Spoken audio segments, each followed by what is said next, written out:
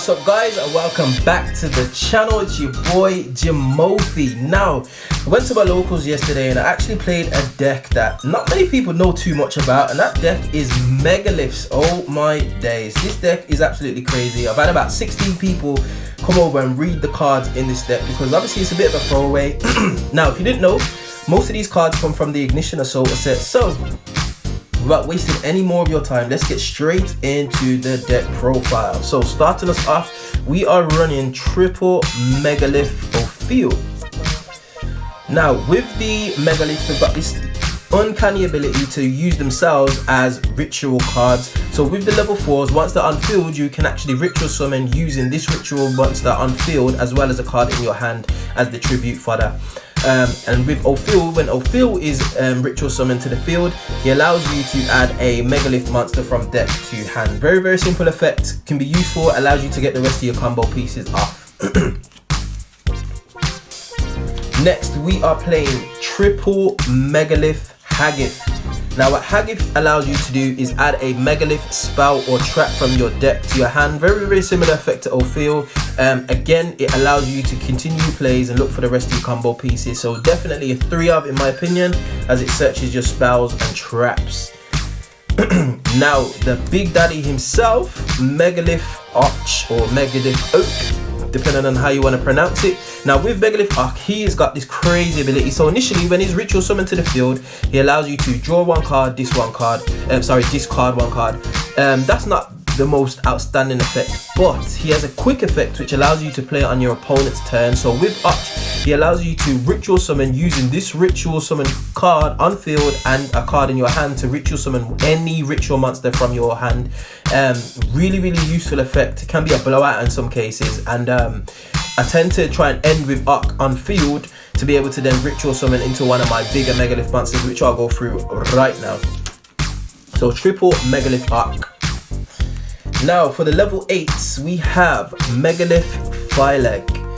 Now with the level 8 Megalith monsters, they act as the spell cards themselves. So when they're discarded to the graveyard, you can then ritual summon a ritual monster from hand using monsters from your field or hand as tribute fodder. And the level 8s allow you to do this. So what you tend to do is you use the level 8s to ritual summon your level 4s. Your level 4s will get the abilities off, so you can search for a spell, trap, monster card, and then you use the level 4s to then go into your level 8s again, which is absolutely crazy.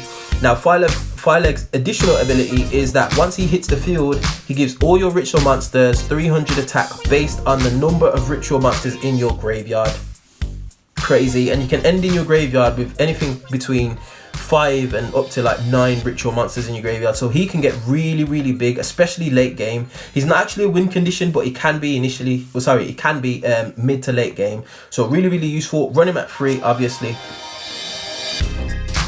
Next, we are playing triple Megalith Aratron. Oh my gosh, Megalith Aratron, crazy. Again, very similar effect to Arch, where he can allow you to, as a quick effect, discard and ritual summon any ritual monster from your hand using monsters from your hand or field as the tribute for that ritual monster. So really useful. I like to end my turn with either Arch on field or having Megalith Aratron in hand.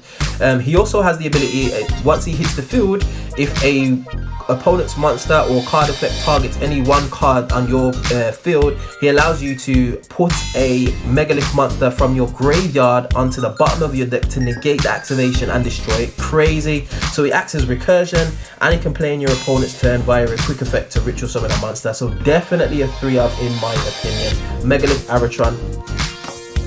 And finally, the big daddy himself, triple Megalith Bethor. Oh my days, this card is crazy. So Bethor, again, similar effect as level 8s allow you to ritual summon, but what Bethor does, once he hits the field, he allows you to pop cards equal to the number of ritual monsters in your graveyard. So for example, if you have 5 ritual monsters in your graveyard, you can pop 5 cards on your opponent's field.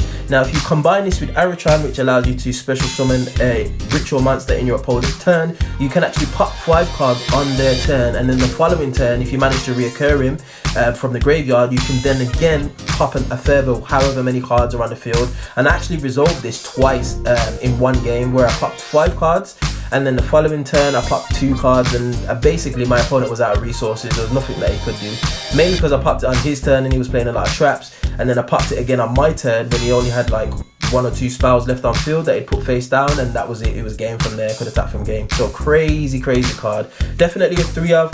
All the big ones I would definitely play as a 3 of. Now for some of the generic support, we have 1 Incantation Chalice Slime. Fantastic card, can get you out in a pinch, especially if you need bodies on board. So what he allows you to do is you can reveal this card in your hand and special summon 1 incantation monster from your deck to the field. Now once you special summon to the field, those incantation monsters have effects, which I'll go through in a moment. But this basically allows you to tutor out any of your incantation monsters for tribute fodder basically. You need to be aware though, if you don't ritual summon in the turn that you use this effect, you actually have to take 2,500 life point damage, which can be a bit of an issue, especially if you're in game 3 and you're playing for time. But if you keep aware of your life point counts and your ritual summon monsters in your hand, you should be able to use this quite effectively. So definitely a 1 of. I wouldn't play him any more than that. He's actually level 7, which comes in very, very useful. Next, excuse me, we are playing 1 Odd Eyes Gravity Dragon. Now what he allows you to do is when he's ritual summoned, he gets to send all set spells and traps on your opponent's side of the field back to their hand, and your opponent cannot activate cards or effects in response to this effect activation, which is crazy. So it acts as a bit of a spell speed 4. You can't respond to it, and it just sends everything back to the hand. On top of that, all effects that your opponent tries to activate, they have to pay a 500 life point cost, which is crazy. So if your opponent's activating effects to build a board, for example, you can literally burn them for life, which is, I think this is really, really useful card, especially against back row heavy decks. And it's a level 7 as well, which is really, really useful, which I'll go through in a moment. Next, we are playing 1 Relinquished. He basically is the ritual form 1,000 Eyes Restrict, which is crazy. I actually had somebody drop Secret Village of the Spellcasters on me, and I ritual summoned Relinquished, took 1 of his monsters, and then Raigekid the rest of his field, and he was a bit stumped because obviously with Secret Village of the Spellcasters, you need to control a spellcaster to be able to activate spell cards, and he was stumped. I wiped his field. There's nothing he could do. Had 1 of his monsters equipped to this, which gave it attack. It's just a crazy card. We are also playing 1 Necros of Unicorn. Now what Unicorn does is he allows you to negate the effects of monster special summon from the extra deck, which is really, really useful. So if you manage to get him on board along with a 1,000 Eyes Restrict, for example, or even the next card which I'm about to show you, it can be problematic for your board, for your opponent to try and push through this, because a lot of people or a lot of players now use their extra deck quite a lot, and it's probably one of the main mechanics or main win conditions. So if you can't activate any of their effects because he's on the field, it makes it a very difficult time for your opponent. Now the MVP of my trials and tribulations yesterday was this card right here, Blue Eyes Chaos Max Dragon. Cannot be targeted by card effects, cannot be destroyed by card effects, and if it attacks a defense position monster, double piercing battle damage, 4,000 attack, which is crazy.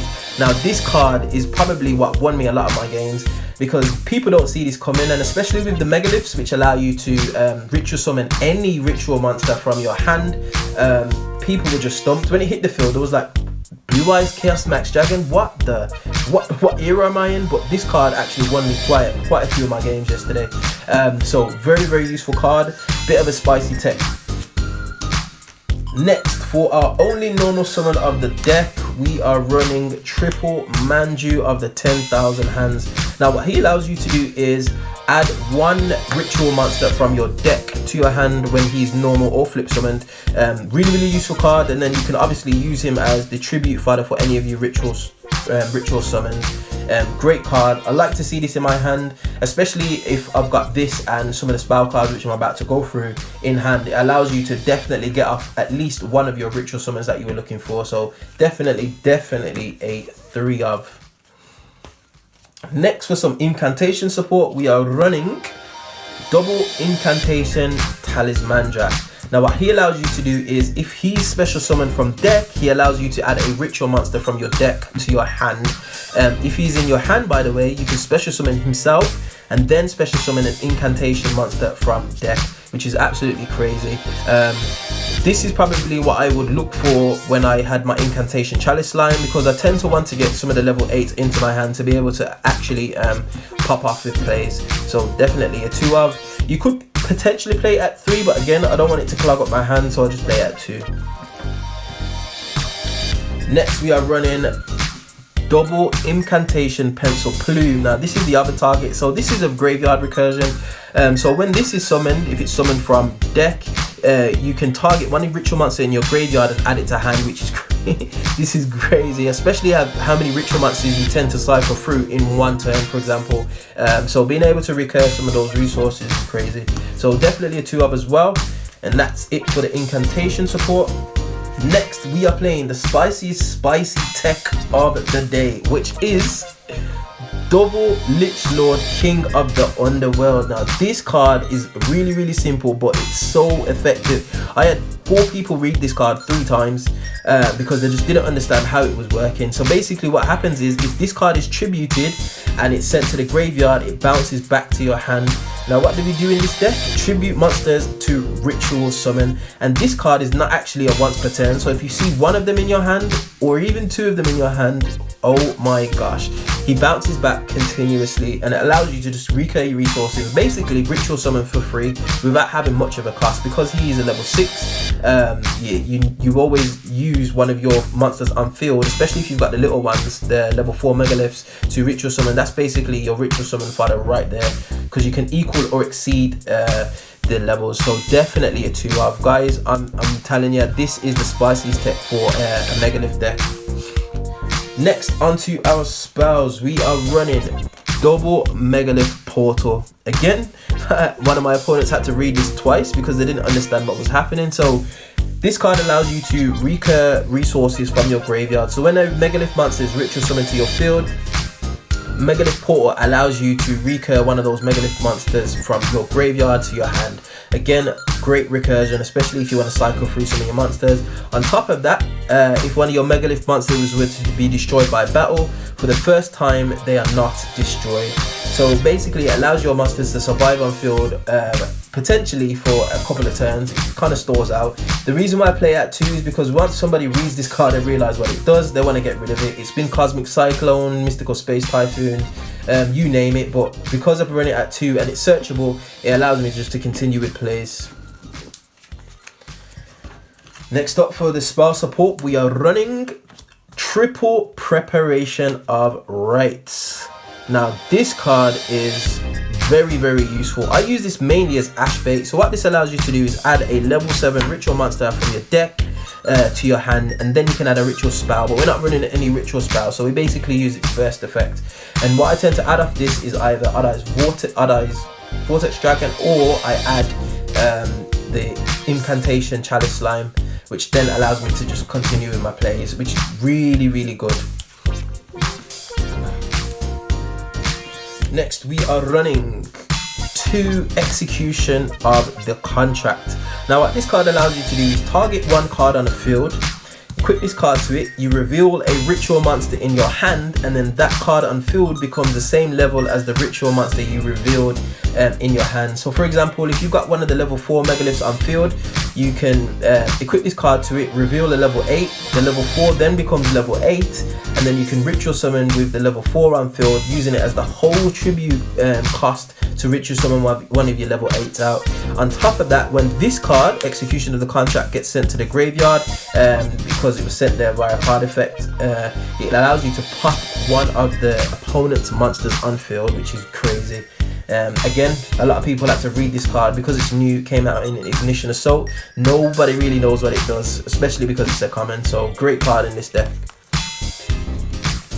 For the one-offs, we are playing 1 extra Foolish Burial. We've got 1 target in our extra deck, which I'll go through in a moment. But this basically means pay half your life points and send 1 monster from your extra deck to the graveyard.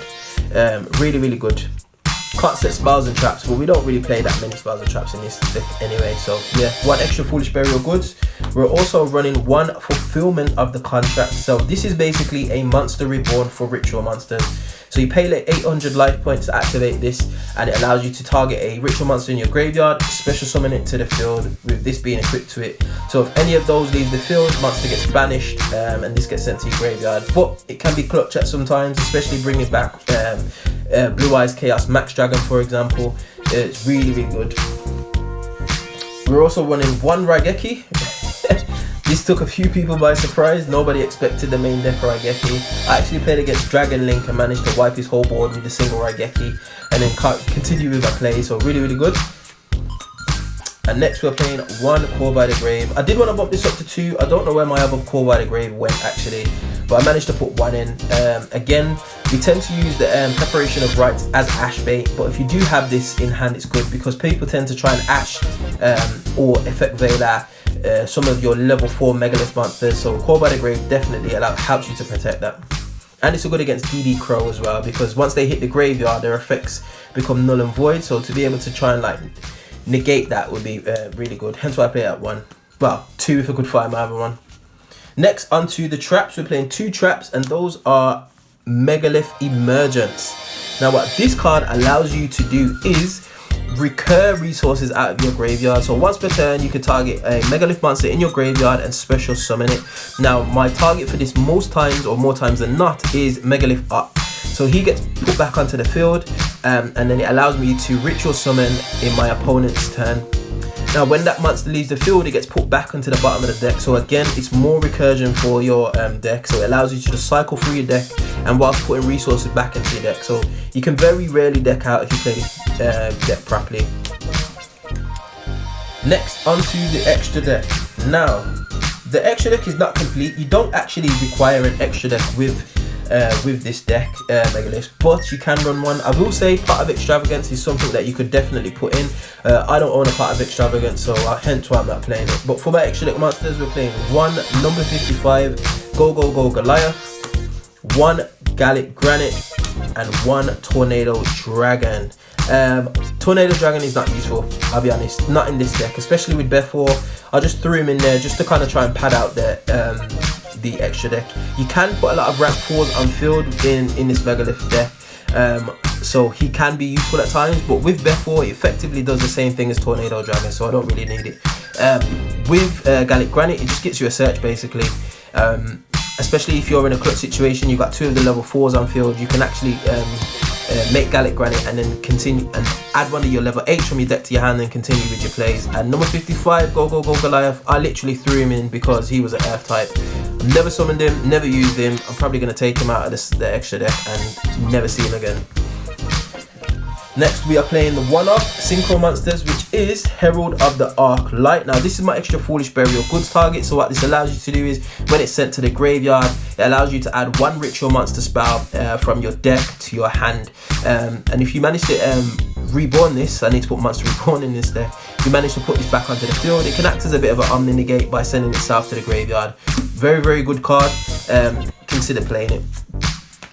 Finally, for the Link Monsters, we have 1 Mrs. Radiant, 1 also the Earth Charmer Immovable.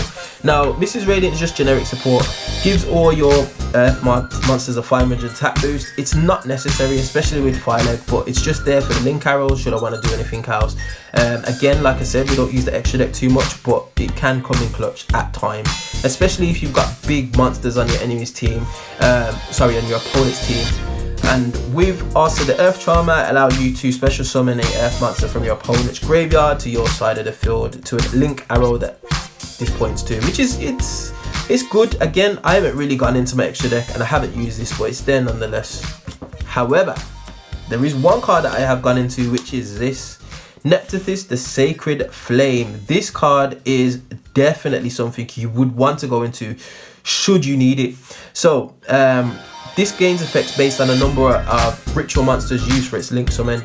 So we normally try and summon this with 3 ritual monsters. So if it's got 3 ritual monsters, it can't be targeted or destroyed by card effects, and it's unaffected by card effects. However, it also gains 1200 attack per ritual monster used for its ritual link summon. So you can imagine if you use 2, So if you use 3 ritual monsters, it boosts its attack by 1200 each time, which is crazy. This thing is big very quickly. You can actually swing for game really quickly, and it's a bit like Blue Eyes Chaos Max Dragon in the sense that can't be targeted or destroyed. It's just a big beat stick on field that's kind of protected from everything. But ladies and gentlemen, that is the deck profile for Megaliths. Like I said, this is a work in progress. Expect some changes and expect an update to this deck profile. But would you make any changes? If you do, get at me in the comments section below. Thank you for watching the deck profile, and I will definitely see you guys in the next video. Hope you enjoyed. Peace.